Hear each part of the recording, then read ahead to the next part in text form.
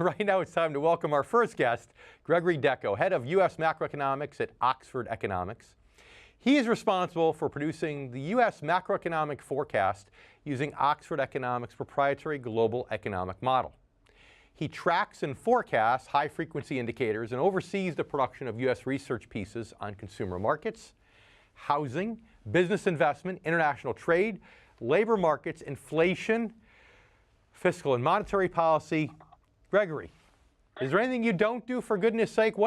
How do you do all this stuff? How do you keep it all together? Just demands a lot of work. A lot of work and a lot of focus. Well, you're a young fellow, so you got the energy to do it. Welcome to the show. Thank you. So let's start with the promise from, the election 17 months ago about attaining a 4% GDP growth rate. Earlier on the show, we talked about the fact that the Federal Reserve has recently increased 2018's projection to 2.7, next year's to 2.5, and then dropping after that. So who's right? Are we going to be able to get over 3, get closer to 4, or are we going to be stuck in the 2s? Well, I think this year we're probably going to achieve a number that's pretty close to 3% in terms of real GDP growth. That would be the best performance in quite a few years now. If you look back at last year, that would be a significant improvement over the 2.3% advance we saw in 2017. Right. But it would fall short of the 4% target that the Trump administration is looking to achieve. And importantly, a large part of the growth this year is likely to come from fiscal stimulus. We expect about a fourth of the growth this year to actually come from additional fiscal stimulus, both via a reduction in taxes as well as additional government spending. So the underlying momentum for the economy is actually closer to 2.5%. So you think then, like the Fed does, maybe the Fed was a little too conservative with 2.7 for this year, but you think that maybe 2019 might be a step down from 2018 in terms of GDP growth? I think so. I mean, when we forecast as economic forecasters, we always say that decimals are a sense of humor. It's always hard enough to predict round numbers, but predicting the decimals is even tougher. So I think a forecast around 3% is a possibility for 2018. I do think that if we look into 2019, where we're going to see less fiscal stimulus from the tax cuts, maybe a little bit more from additional government spending, the momentum of the economy might actually slow somewhat in 2019. And if we look even a little bit further beyond 2019 into 2020, I do sense that there are signs that the economy might actually undergo somewhat of a slowdown in 2020. Now, we're still 18 to 24 months away from that, but I do think it's important to keep in consideration the fact that a lot of the growth momentum that we're going to see over the course of 2018 and 2019 will come from fiscal stimulus, and the underlying momentum of the economy may not be as strong as the headline numbers appear to show. Interesting. So we need to take a quick commercial break. We come back, we're going to talk a little bit about what you think the Fed could do to help this out. Is the Fed being too hawkish, too dovish? Want to hear your words of wisdom as soon as we return. And for Income Generation viewers, you stay with us. We have a lot more coming up on the show. Stay with us. We'll be right back here on the Income Generation.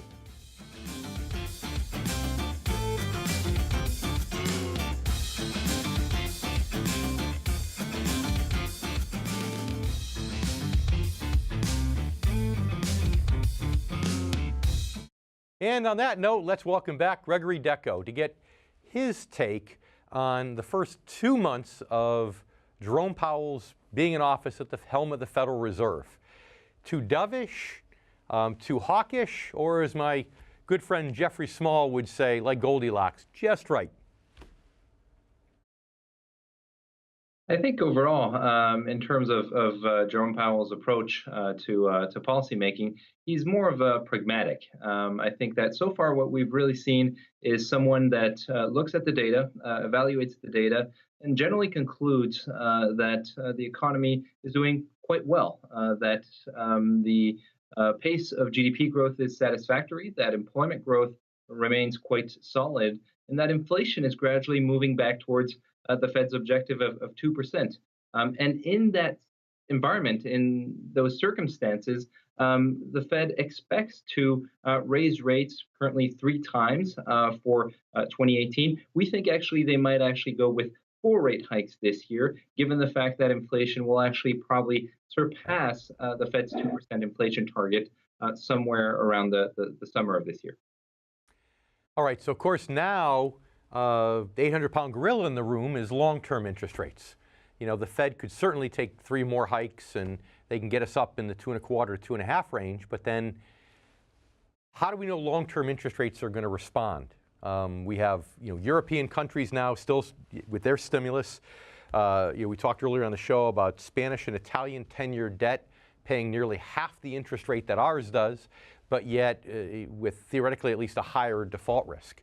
So things are already out of equilibrium, which is why, for example, the 10-year Treasury long-term interest rates have struggled to go up. What's going to finally make long-term interest rates cooperate? I'm not seeing it. Well, I think that if we take a broader perspective in terms of the interest rate complex, we see that essentially we have the Fed putting upward pressure on short-term interest rates via increases in the federal funds rate, and that on its own should put upward pressure on long-term rates. Now, we have seen a very slow rise in long-term rates, and indeed, the 10-year yield has taken quite a bit of time to even reach the symbolic 3% mark. Sure. But we do expect that with upward pressure on short-term rates, we're going to see long-term rates rise. And you have to also factor in other factors. The fact that inflation is rising generally tends to support higher long-term rates. The fact that you have a wider budget deficit stemming from the combination of the Tax Cuts and Jobs Act as well as the Bipartisan Budget Act will increase the deficit and therefore put upward pressure on long-term rates. So those factors will keep the pressure on the 10-year yield towards the upside.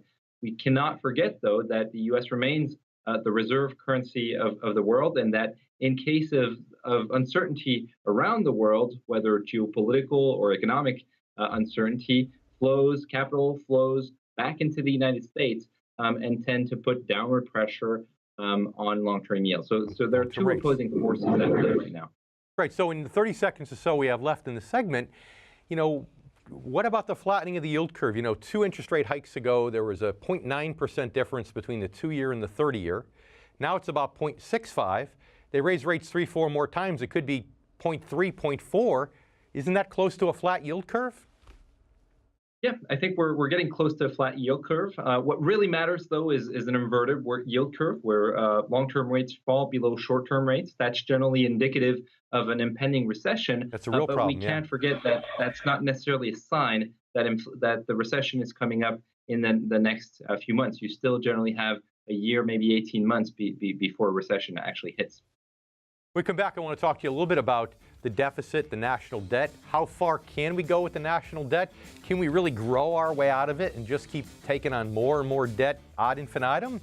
I want to get your feedback on that. And also what you would tell average investors, members of the income generation. And for you income generation members, stay with us. We have more from Gregory Deco upon our return. We'll be right back. Now it's time to welcome back Gregory Deco. Let's talk about this deficit and this debt. Politicians like to tell us we can spend our way out of it, not to worry about it, as long as we get enough growth. Our net worth as a country, if you will, is growing as long as it grows faster than our debt. But there's got to be an end to this, right? I mean, our viewers can't just take on more and more and more debt without worrying about it. And even though we are the world reserve currency, I mean, can we really do that? Well, I think that if you look at the U.S. position right now, we're not too far from a position at which we're not really adding to the debt to GDP ratio. And that's simply because essentially our deficit is as large as the pace at which the economy grows. But if we look out over the next few years, especially the next 2 years, with the implementation of a pretty substantial series of tax cuts and additional government spending, we're going to see an increase in the budget deficit. And we expect the budget deficit to go from about 3.5% of GDP today to about 5% over the next 18 months. That on its own will put upward pressure on the debt to GDP ratio, which will likely surpass 80% in the coming months. And if we look further out with the aging of the population, the need to spend more on an aging population, to spend more on medical care, that will continue to put upward pressure on the debt and could become a real issue for private sector investment and for the economy overall. You know, Gregory, it's kind of funny. You're kind of a young fella.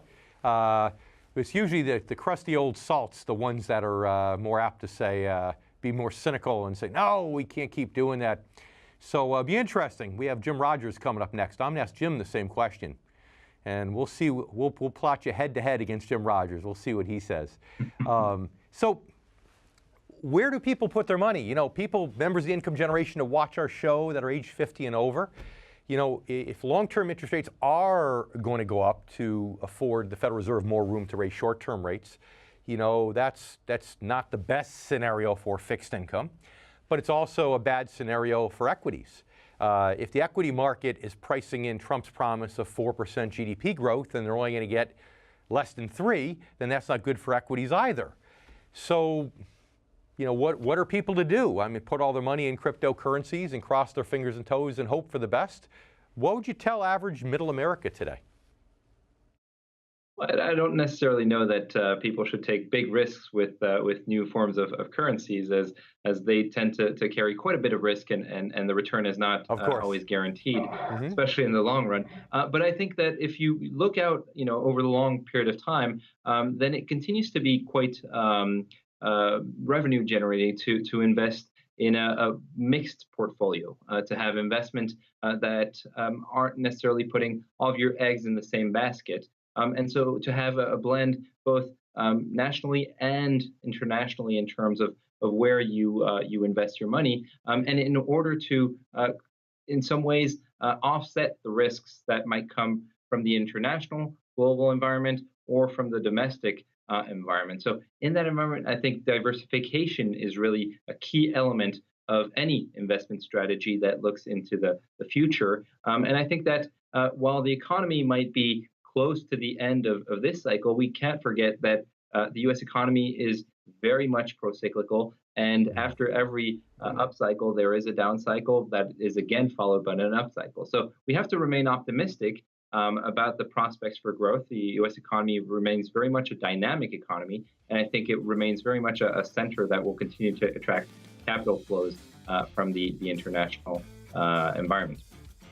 Yeah, it sounds like you're saying that, you know, it's okay to be a little lopsided in times when there's obviously a better opportunity somewhere, but especially now where everything's in question, diversify across the board, be conservative, and be smart about it. So, Gregory, thanks so much for joining us today. Time flies when you're having fun. And thank you, too, our Income Generation members. We're going to be back to wrap up today's show with a grand finale in just a minute.